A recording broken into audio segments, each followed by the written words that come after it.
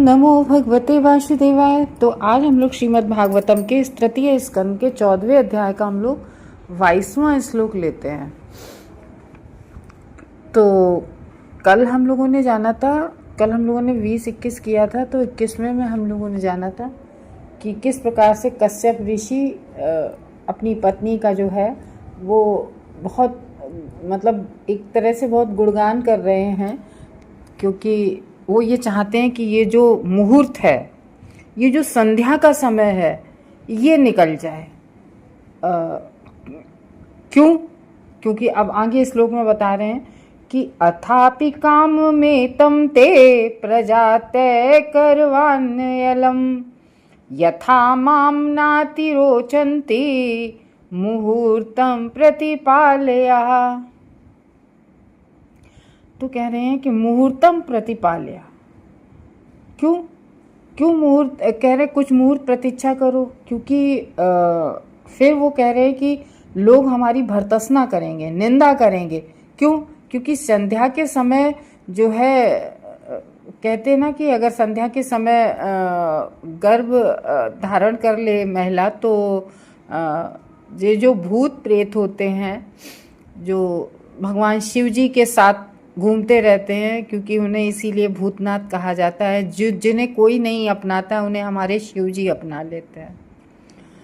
तो उनके साथ ये जो शाम संध्या समय चलते हैं, तो कह रहे हैं कि यही बच्चे जो हैं, यही आत्माएं जो हैं वो जन्म ले लेती हैं।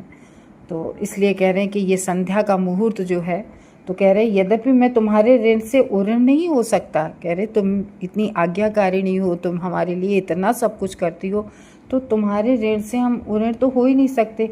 और जो तुम कह रही हो कि संतान उत्पत्ति, और जिस तरीके से दीति ने कहा था कि तुम्हें तो प्रजा मतलब बढ़ानी है इस कार्य के लिए, क्योंकि मारीची के पुत्र थे कश्यप। और हम पीछे का थोड़ा सा बैकग्राउंड याद कर लें कि ब्रह्मा जी ने सृष्टि बढ़ाने के लिए सबसे पहले 4 कुमार को उत्पन्न किया। 4 कुमारों ने साफ मना कर दिया आगे गृहस्थी उसके लिए, तो कि नहीं हम विवाह आदि नहीं करेंगे, भगवान के भक्त थे। उसके बाद में जब ब्रह्मा जी को बहुत तेज गुस्सा आया, उन्होंने मना किया, तो ब्रह्मा जी की भक्ति से रुद्र अवतार हुए। फिर उसके बाद में उन्होंने 10 मारीच आदि ऋषियों को उत्पन्न किया। तो उन्हीं मारीच ऋषि जो थे, उन्हीं के पुत्र ये कश्यप हैं। क्यों? लोग कहेंगे अरे तुम इतने बड़े, अब लोग कहते नहीं है अरे इतने बड़े खानदान से होके तुमने ऐसा गलत काम किया, या तुम इतने इंटेलिजेंट होके तुमने मतलब तुम लोग अभी भौतिक जगत में कहने तुम्हें याद रखना चाहिए तुम किस खानदान से आते हो, मतलब इस तरीके से। तो वही है ना, तो वो कश्यप ऋषि को सब पता है। तो वो कहते हैं कि लोग कहेंगे कि ये मारीच के पुत्र हैं और ये ब्रह्मा जी के पौत्र हैं, इन्होंने ऐसा।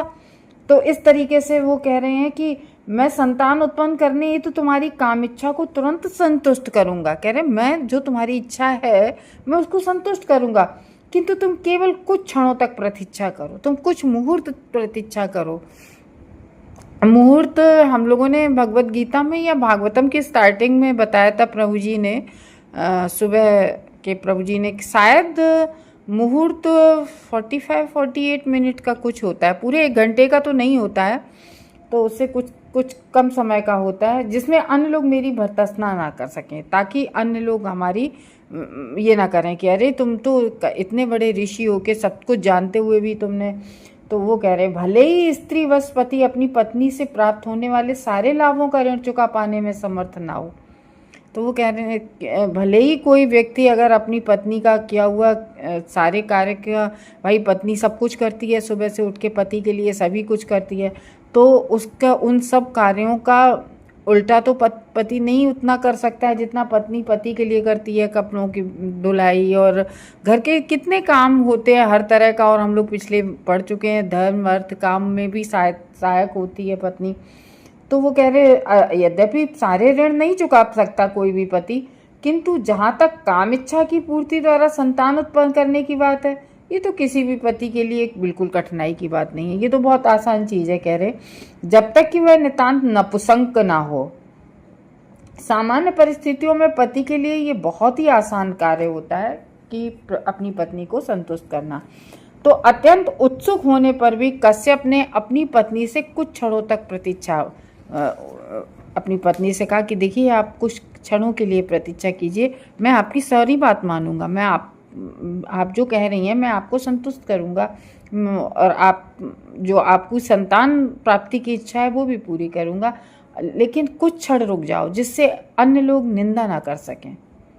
तो वे इस तरह से अपनी स्थिति बता रहे हैं। 23वें में बता रहे हैं, ऐसा घोर तमा बेला घोराणाम घोर दर्शनम चरंती यस्याम भूतानी भूतेशानुचराणि। तो क्या कह रहे हैं, बस श्लोक बहुत इजी है तो साफ समझ में आ रहा है। घोर तमा बेला, घोरतम बेला है घोर दर्शना, चरंती घूम रहे हैं, यस्या भूतानी, ऐसे समय में कौन भूतानी घूमते हैं। तो कह रहे हैं यह विशिष्ट बेला अति अशुभ है, क्योंकि इस बेला में भयावने दिखने वाले भूत तथा भूतों के स्वामी के नित्य संगी दृष्टिगोचर होते हैं। कह रहे ये बेला हम लोग शाम के टाइम क्यों इसी समय पूजा पाठ करते हैं, भगवान का नाम लेते हैं, भगवान का स्मरण करते हैं, और मोस्टली ऐसा कहा जाता है कि सब लोग कि जब भी यात्रा के लिए निकलें तो सुबह निकलें, ठीक है ना। शाम को क्या है कि भगवान के मंदिर के भी दरवाजे बंद हो जाते हैं, और शाम के समय जो है ऐसे ही ये जो उत्पाती शक्तियाँ होती हैं ये भी घूमने लगती हैं संध्या के समय। ये तो ये हम लोग कहते हैं ना कि भूत प्रेत होते नहीं हैं, तो हमारे शास्त्र में क्या लिखा है, होते ज़रूर हैं सब। तो कह रहे हैं कि कश्यप अपनी पत्नी दिति से पहले ही क्षण भर के लिए प्रतीक्षा करने हेतु कह चुके हैं पिछले श्लोक में, और अब वे उन्हें आगाह करते, मीन्स कहने का मतलब है कि कुछ पत्नियां ऐसी होती हैं ना कि अगर उन्हें संक्षिप्त में समझाओ ना कि नहीं देखो अभी ठीक नहीं है, तो वो समझ में नहीं आता है, तो इसलिए वो कायदे से समझा रही हैं कि क्यों रुको इस मुहूर्त के लिए, इस मुहूर्त में क्या हो सकता है। तो वो आगे आगाह कर रहे हैं कि यदि इस विशेष बेला पर ध्यान नहीं दिया गया तो इस बेला में अपने स्वामी रुद्र के साथ इधर उधर विचरण करने वाले भूत प्रेत अवश्य दंड देंगे। कह रहे हो ये भूत प्रेत जो होते हैं ये अवश्य दंड देंगे। नेक्स्ट में बता रहे हैं 24वें में, एतस्याम सांधिव संध्यायाम भगवान भूत भावना परितो भूत पर शब्दीर्वशेड़ा टति भूत राट। तो कह रहे हैं कि इस बेला में भूतों के जो राजा शिव है अपने वाहन बैल की पीठ पर बैठकर उन भूतों के साथ विचरण करते हैं जो अपने कल्याण के लिए उनका अनुगमन करते हैं, यानी कि भूत प्रेत अपना कल्याण चाहते हैं।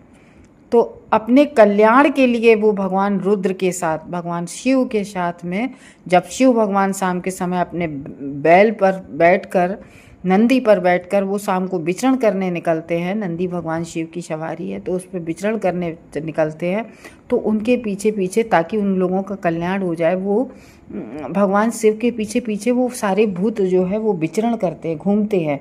शिव या रुद्र भूतों के राजा हैं। भूतगण शिव की इसलिए पूजा करते हैं, तो भूतगण क्यों पूजा करते हैं कि धीरे धीरे वे आत्म साक्षात्कार के मार्ग पर अग्रसर हो सके, इसलिए वे भगवान के पीछे पीछे घूमते हैं।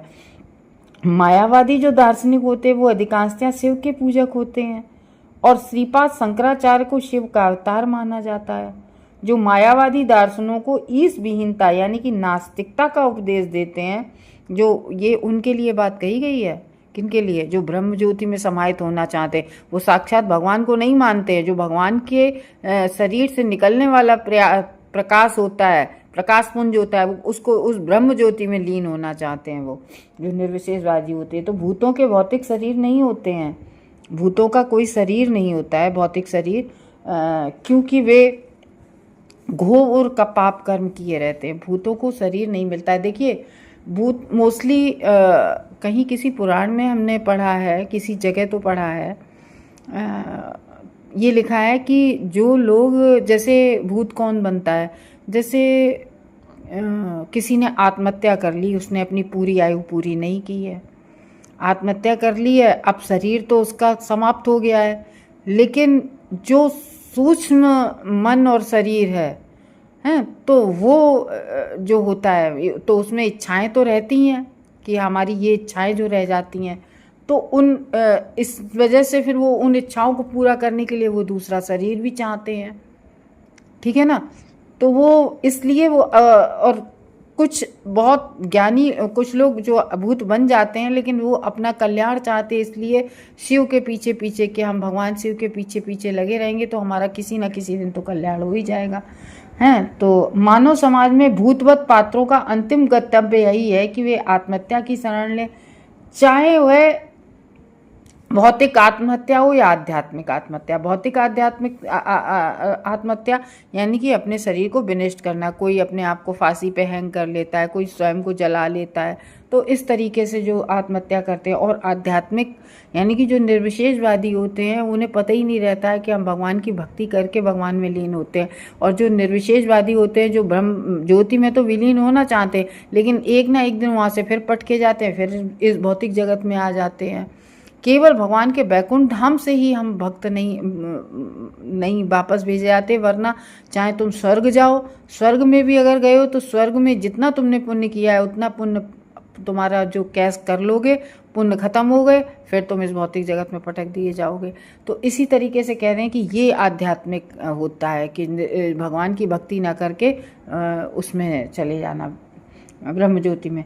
तो भौतिक आत्महत्या से भौतिक शरीर का नाश होता है और आध्यात्मिक आत्महत्या से अपने व्यक्ति स्वरूप की हानि होती है। मायावादी दार्शनिक अपने व्यक्तित्व को खोकर निर्विशेष, ये वही बात आ गई ना कि जो मायावादी दार्शनिक होते हैं वो अपने व्यक्तित्व को खोकर निर्विशेष आध्यात्मिक ब्रह्म ज्योति के अस्तित्व में विलीन होना चाहते हैं। शिव भूतों पर अत्यधिक कृपालु होने के कारण इस ताक में रहते हैं कि निंदित होने पर भी वह भूतों को भौतिक शरीर प्राप्त हो। वे मतलब इसलिए वो सोच रहे हैं कि इन भूतों को भी भौतिक शरीर प्राप्त हो, तो इसलिए वो इसी ताक में रहते हैं। वे उन्हें ऐसी स्त्रियों के गर्भ में स्थापित भगवान कर देते हैं, ऐसी स्त्रियों के कि जो परिस्थिति तथा काल के प्रतिबंधों की चिंता न करके संभोगरत होती हैं। कश्यप यह बात दिति को समझा देना चाहते हैं जिससे वह कुछ क्षण तक प्रतीक्षा कर सके। तो इसलिए वो कह रहे हैं कि जैसे कुछ स्त्रियां होती हैं जो शाम के समय और वही नहीं है समय का ध्यान नहीं रखती हैं, तो देखते हैं ना हम कि कुछ बच्चे होते हैं और वे थोड़े से बड़े होने पे माता पिता को भी बहुत परेशान करने लगते हैं। तो ये ऐसी ही जो आत्माएं होती हैं वो इसी ताक में रहती हैं कि हम कोई भी पत्नी इस समय अगर करती है तो इस समय वो है गर्भ धारण, उसी में वो अपना जन्म ले लेते हैं क्योंकि वो भूत योनि से निकलना चाहते हैं। हरे कृष्ण।